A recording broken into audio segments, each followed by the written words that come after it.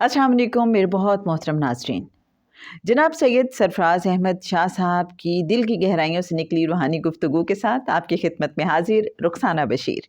जनाब आजकल माह रजब के हवाले से आपके साथ हम शाह साहब की गुफ्तगू शेयर कर रहे हैं। आज है सेकंड एपिसोड जिसमें माह रजब के रोज़ों की फजीलत के हवाले से हम बात करेंगे। जनाब मुर्शिद कामिल सैयद सरफराज अहमद शाह साहब फरमाते हैं कि अहले इल्म ने माह रजब के 15 रोज़ों की मुख्तलिफ़ फजीलतें बयान की हैं।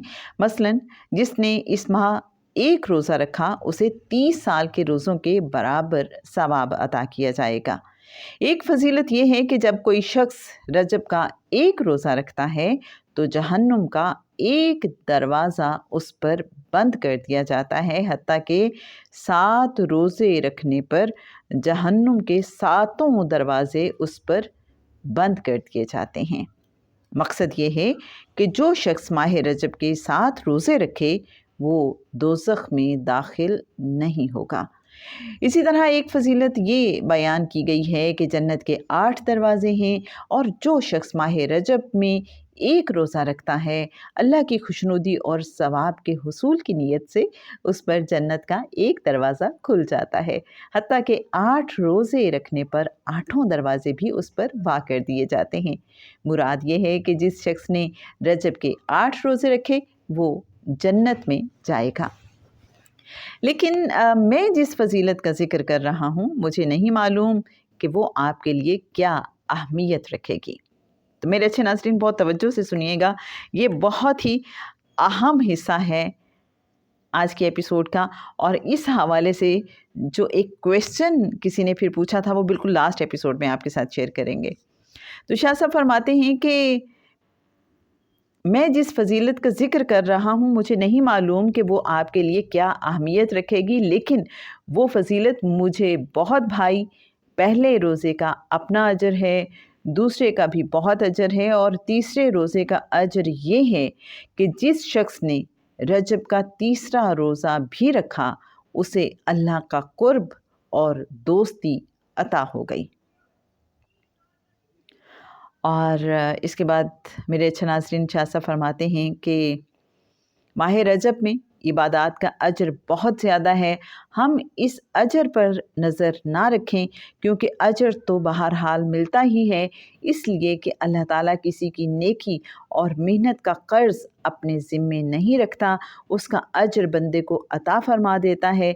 अगर हम रजब के महीने में रोज़े रखें और नीयत अल्लाह के क़ुर्ब और दोस्ती की कर लें तो ये अमल हर किस्म के अजर पर सबकत ले जाता है, क्योंकि अगर रब की दोस्ती और उसका कुर्ब हासिल हो गया तो गोया सब कुछ हासिल हो गया। अपने नामाए आमाल की स्याही को धोने के लिए रजब का तीसरा रोज़ा बेहद अहम है। शायद इसी तरह हमें रब की दोस्ती और कुर्ब अता हो जाए और इसी बहाने हमारी बख्शिश हो जाए। हम इस महीने में नफली इबादत करें।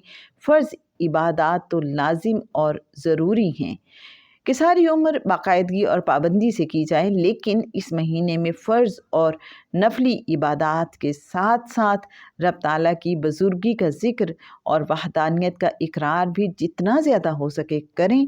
रब ताला की रहमानो रहीम करीम होने की सिफ़त और उसकी रहमत से उम्मीद है कि वो इस ज़िक्र के सदक़े आप पर अपनी रहमतें नाज़िल फ़रमाएगा और आप पर अपना फ़ज़्ल व करम करेगा। जिस इंसान पर रब ताला का करम और फ़ज़्ल हो गया उसे फिर किसी शय की हाजत नहीं रहती, क्योंकि फिर बंदा उस मकाम पर जा पहुँचता है जहाँ वो कहता है मेरे लिए मेरा रब ही काफ़ी है।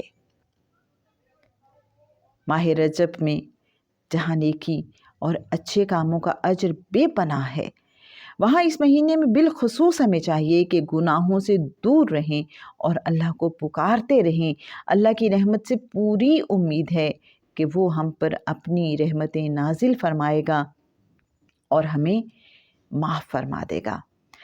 تو لیجیے میرے اچھے ناظرین، ماہ رجب کے روزوں کے حوالے سے، ان کی اہمیت و فضیلت کے حوالے سے ہم نے آج کی ایپیسوڈ میں جناب سید سرفراز احمد شاہ صاحب کے خیالات آپ کے ساتھ شیئر کیے، اور کل کے ایپیسوڈ میں انشاءاللہ ماہ رجب میں کی گئی جو دعائیں ہیں، یہ جو دعائیں کرنی چاہیے وہ کتنی جلدی قبول ہوتی ہیں اور کس طریقے سے دعا کی جائے، انشاءاللہ ہم آپ کے ساتھ شیئر کریں گے۔ اور آقا صلی اللہ علیہ وآلہ وسلم کس انداز میں دعا فرماتے تھے، اس حوالے سے بھی بات ہوگی۔